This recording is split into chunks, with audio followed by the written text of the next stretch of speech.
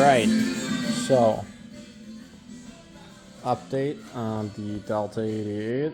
I just did the alignment. As you can see, barely any shims on this side. And a normal amount of shims on this side. But, this is what it is. I think my carburetor float height is set too high. Based on that around the gasket. Which is an easy fix. Yeah, it's an easy fix. I just need to pull the top back off. I never adjusted it when I rebuilt the carburetor. I usually don't. I usually just look at it. I do I eyeball it, and it's like, okay, that looks good, and then we rebuild it. I never really set the float height to the spec anymore. 9 times out of 10, you don't have to change it. It's fine how it is. But this is an old neoprene float, so it could be that maybe the float's getting old and it's sinking and overfilling. But I think I just need to raise the float height a little bit, or increase the drop, I should say, lower the total float height. Yeah, if I've been saying raise the float, I meant the opposite. Lower the float height so it doesn't come up so much, and that should do it. And I had some issues with the choke butterfly binding. Having some issues with it still. Like I know you can't see what's going on, but if I do this, the choke wasn't wanting to close. Are we still in neutral? We are. Car is rolling. That's fine, it's not going anywhere. So, the choke, it didn't want to start this morning because the choke was stuck. Even after I pumped it and reset it, the choke was hung open like that. So I had to go through and manually do it. This is a very interesting part of this carburetor. You can come out here and manually, they give you a little plunger to manually kick down the idle. The high idle is set too high right now. It really is. So I have to adjust that, which, again, no big deal. It's the turn of a screwdriver. I think I gotta pull the top plate off, lower the float a little bit. These are the numbers for the alignment. So this is what we ended up with. They're okay. But the toe is not the spec. They want really aggressive toe in on these cars. I'm going to see how it drives like this. This is better for tire wear. This toe spec, it'll keep the tire wear more towards the center. They want like an eighth. And I'm thinking this has to be total toe. That has to be total toe. That toe in adjustment, an eighth to 3/16 or an eighth to 5/16. Is that what it says? Hold on, let's zoom in real quick. An eighth to 3/16. That has to be total toe. There's no way that's not total toe. I didn't actually read it. It says with steering wheel in the straight head position, turn tire out, adjusting sleeves to obtain the proper toe in adjustment. Toe in, that has got to be for when the adjustment has been completed according to the recommended specifications and tie rod and ball studs are riding squarely on their seats. Position inner clamps as shown in figure 34 or 3-47, which is all the way back here, which is towards the bottom. Just went past it. 46. Yeah. So that's where we put it. No big deal. I like the explanation of the caster and camber adjustments. Because it's always difficult on modern. Like if you do a GMT, if you do any Chevy truck with an upper control arm, you're always, at least I don't do enough of them where I'm sitting there and I'm like, is front caster, or like, what is what. Like, where do I turn the cam to increase my positive caster, you know?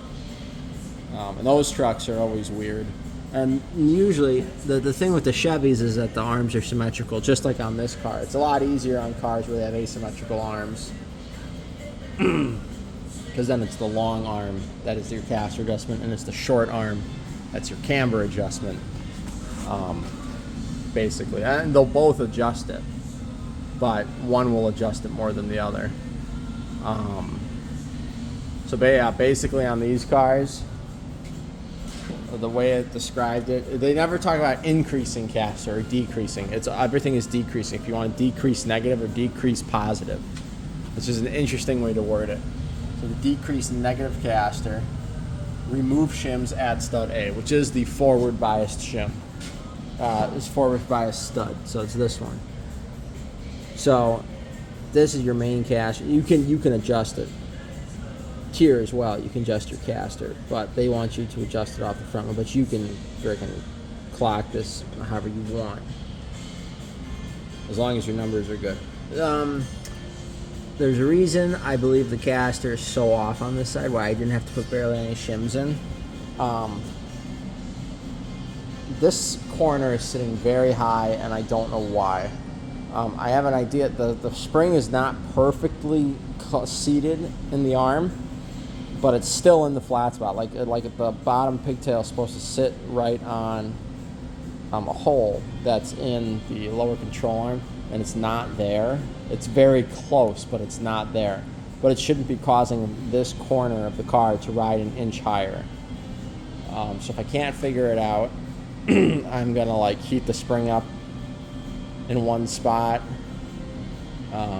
just to drop it, or I'm gonna put a clamp on the spring to, I don't know what I'm gonna do. I probably just heat the spring up. I'll heat one of the coils up and it'll compress it down. But before I do that, now that the alignment's done, we're gonna get a couple other things taken care of. I gotta test drive it, and that's where the leveling of the car comes out. I've torqued down all the suspension. I want to test drive it, get the suspension to settle. I got to hit a couple really hard potholes, get everything settled into place, and make sure everything is settled, and then I'll worry about if I have to like swap springs, because right now when I sit on that side, it sags really bad. So I'm thinking what I'm going to have to do is swap springs side to side, which I really don't want to do, because the front springs on these cars are a pain in the butt to do. At least it's not the worst thing ever. It's not like pulling out torsion bars on a Chevy truck that have been in there for 300,000 miles. Those are impossible. Hello, Clark. But the big issue with these springs is like, we're really spoiled working on McPherson struts, you know, where you can just order a quick strut, 5 bolts, boom, boom, and you can do struts on a car in an hour, you know, and that's if you're being lazy and taking your time, you know, you can do struts in an hour. It's like, excuse me, these aren't as easy as struts. So now everybody complains, myself included, about doing front springs on these, but really it's just you pull the shock, you compress the spring. It's not awful to do. It's just more time consuming. You can do these in about 2 hours. I don't do them enough again, and that I'm not really rushing when I'm working on this car. This is supposed to be relaxing, so I'm not like hurry, get it done. So we'll see. I've got the alignment done. I'm gonna get the bumper on, all that. I'm gonna take it down the road, settle everything out, and then I'm gonna bring it back into the lot. I'm not doing it tonight. It's late, but I'm gonna take it, bring it back in, see if anything has settled. If nothing is settled to the point where I'm happy with it, then I'm just gonna have to swap the front springs, and there's no way around it. I don't want to heat the spring up because that ruins the metallurgy and it creates a weak spot. And it creates a weak spot in the spring, and then the spring isn't consistent all the way through. I don't like doing that. So, probably won't. We'll probably just do it right. But it will suck nonetheless to pull the springs. But I should just have to unbolt the lower control arms. I can leave the uppers bolted in. Just take 2 bolts out of the lowers, swing the lower out of the way, and it should come right out. They're not horrible. It's not like you have to take everything apart in the front. But cross that bridge when we come to it. Yeah, so we might be doing front springs on this car again, which isn't the end of the world. Our string fluid's looking good. But, whatever. We'll get it done. We'll get it riding level. And my thinking, here's the thing, I want it to ride nice when I'm in the car. And right now it's going to have quite the bachelor lean to it. If I flip-flop these springs in the front, it's going to sit like this with me out of the car, and then it'll level out with me in the car. Right now it sits like a little bit like this, and then it does that. And it's not great. I can show you guys actually with the tape measure. We're not going to measure it how Oldsmobile tells you to measure it. We're going to go off the frame because the body's not bolted down still. So that right there, if you're looking, so that's the bottom of the tape measure at the bottom of the frame. You're at like 6 5/8, somewhere around there. I don't know. If we come back over here, it is much worse. You go right at the same spot on the frame.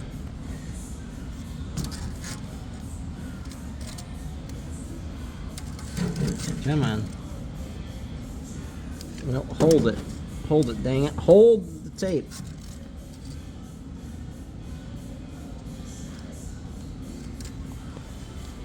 So that's at like 6. Unfortunately. Actually, let's do it. Let's measure it how they want you to do it, just not where they want you to do it. So right there. There you go. That is 5 3/8-ish.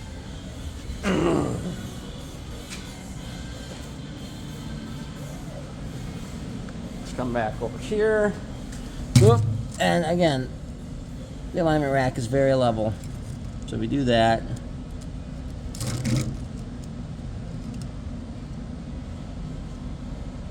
That's 6 1/4. So that is almost an inch higher on this side, which this side riding high is making that side ride low. So it could be that that side is also riding a little low, but it's the side riding high. So something is all out of whack, and I gotta fix it. But we're gonna see if the springs will settle.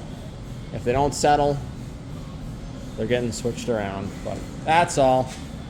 I got all the suspension torqued, and I got the alignment done, which I'm gonna have to redo it when I move the springs around, but it is what it is. I know something's up because that side took almost no shims at all. It took 2 shims total, a really thin one in the back and a medium one in the front. And that side's normal. We got like 4 shims in the back, 5 shims in the front, you know. So we'll get there. But I gotta do that, and I gotta fix the steering column before I drive it and put the bumper on. And then, yeah, it's pretty close to done. Gotta take this out too. For holding my steering wheel. And the toe will probably have to be adjusted when I do those springs, but big deal. Yeah, it's amazing when you sit in these cars how much your weight affects the alignment numbers versus a new car. I don't know. We'll see. See what happens. I don't know if you'll see those lights. They're kind of dim, honestly. The dash lights are kind of dim, especially in the bright shop. But you know, it is what it is. Ashtrays light up, which is nice. Those lights are nice. Glove box light is nice. I like this mirror because it twists. I don't know why we ever got rid of it, because you go to flip it and then you move it, you know, on a new car. But this, you just twist. And it gives you your night shade. It's fantastic. Got the vanity mirror, which this car was missing, but I pulled it out of a parts car, which was awesome. Wipers work. You can see the streaks. Fuel gauge does not work. The cold start light isn't working anymore, probably because it's warm out. Brake light does work. This warning light, but it's for the parking brake only. Put her in park. Horns work. We're very close to driving this car. We're very close.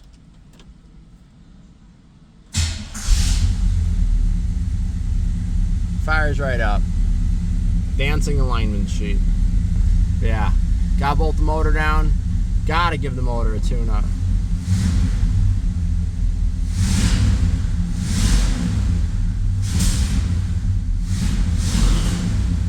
She's not warm. You gotta tighten up those belts too.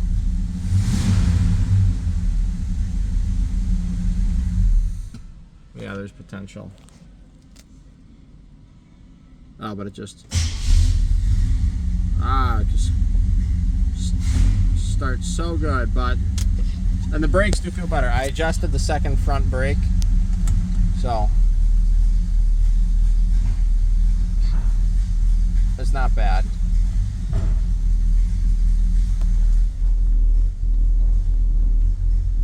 But I gotta adjust the rear brakes yet.